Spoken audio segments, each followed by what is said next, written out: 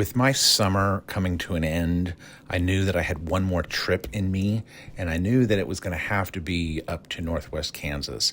I had been in the Northwest corner before, but not really along the border, the Nebraska border. Getting there 5 hours at least, and so, I just had to gut it out and commit to doing it. And so I got up really early.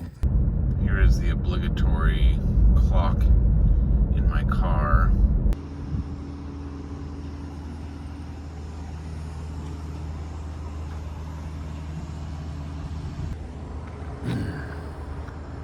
I slept so poorly last night.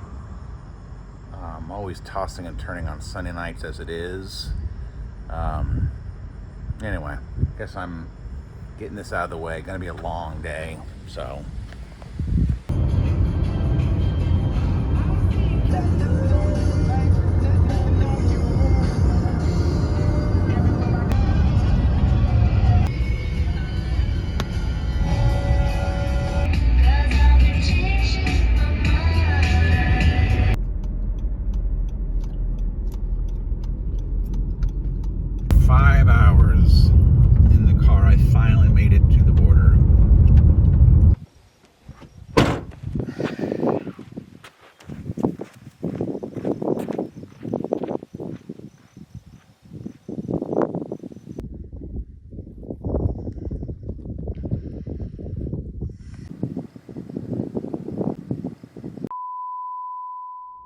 I just got to stop this right here.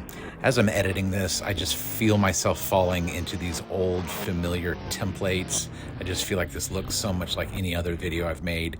There's actually a lot more I want to talk about than this specific trip. I mentioned the driving. Let's talk about that.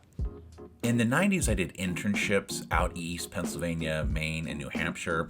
Coming back from New Hampshire in 96 should have been a 3-day trip, but I did it in 2 days, Northeast Ohio to Wichita, about 16 hours in the car. Crazy. Kind of a side note was that the year before I drove up to northern Idaho and back in March, and then out to Maine in May. Ton of mileage. So I'm no stranger to lots of hours in the car. My next longest trip was Northwest Kansas, early 24, almost 800 miles. This most recent trip to Northwest Kansas was just over 700 miles, still quite a bear. If I was pressed to say how many total miles I've put into this trip, driving all over the state in the last 4 years, my best guess would be about 7,000 miles. Again, kind of just an estimate, but yeah, a lot of time in the car.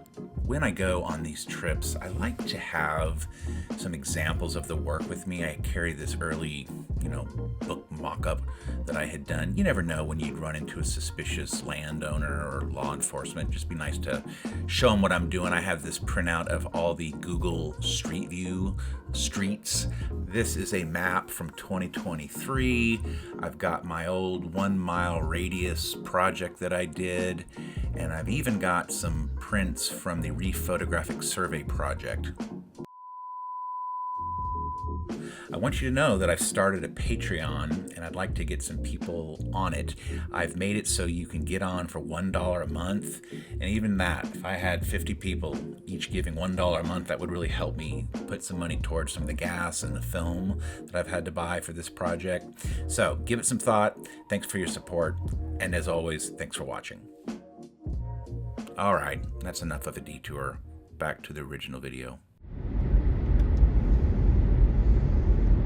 I'm feeling a lot better. I think I let the nerves get to me. It's just a lot more wear and tear on the car than I'd like. Even though it's just highway miles, it just, I don't know, putting several hundred miles on the car is always a little unnerving, but I feel good that I got the first spot out of the way. I'm glad that there actually was a windmill there. It was not 100% certain from Google Satellite, but heading to Oberlin and then up over to Danbury, I'm going to try to find a cemetery, Redmond Cemetery.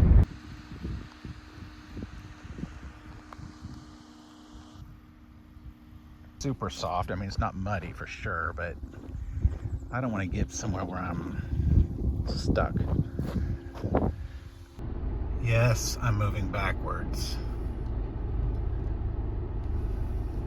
because I can't turn around on that road.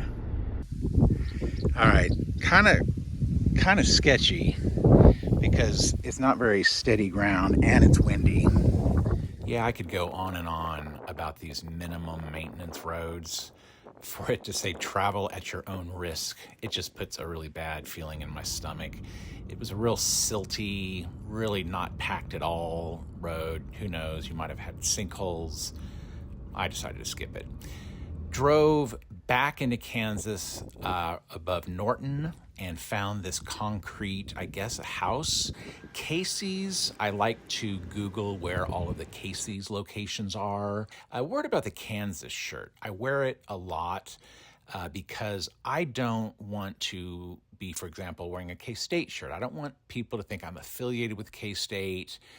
You just don't know who you might offend if you're wearing one college or another. So I think, the Kansas shirt is a safe bet. I started this project in 2021, and from the beginning, I suppose, I've always had this image in my head of, this border of Kansas, the perimeter of Kansas with all these dots going all the way around.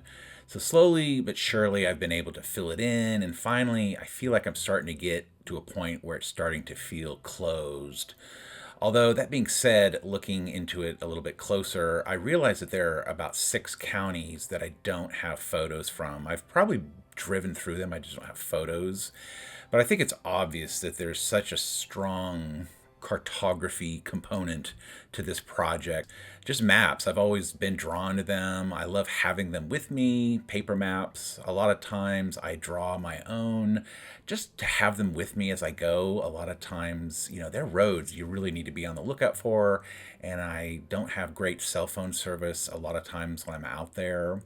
A little bit of a stretch on this next thing, but I think about those rovers on planet Mars. So 20 or so years ago, it was Spirit and Opportunity. More recently, it's Curiosity and Perseverance. I think about the images that they have made, this sort of very straightforward scientific approach. And I think about the spectrum of photography and how, on one hand, you have these hard words. So document, record, truth, facts, etc. And on the other hand, you've got these other words that they're softer. So portray, depict, convey. And I feel that that's really the beauty of photography, especially what I'm doing, is that it can be both. It can be a document and the truth of a place, but it absolutely is so much about my kind of feelings about the place. And I've stopped using the words the middle of nowhere. I just don't believe in that. I mean, these places are people's front yards. These are towns people live in. I do think there's something about the border and the limitation of just being at the border. I think of Georges Braque, who said, "Out of limitations, new forms emerge." And I just feel having pictures strictly from the border, it's just my way of documenting the state. I don't have some intention to, drive throughout the state and capture silos and sunflowers and all that stuff. I mean, I'm somewhat leery of calling those cliche subjects. I mean, it's just unavoidable in Kansas. But I think the real issue is that you could live 50 lifetimes crisscrossing the state and not come close to capturing it all. But I will say there is a foreign, I might even say forlorn aesthetic that I'm after with these pictures. So I know my methods are borrowed, and I'm okay with that. I'm not trying necessarily to create something that's never been done before, although I do think this is a unique take on landscape photography in Kansas, and that's a really big tradition. I'm just happy to be part of photography and contributing to it and hopefully offering something new.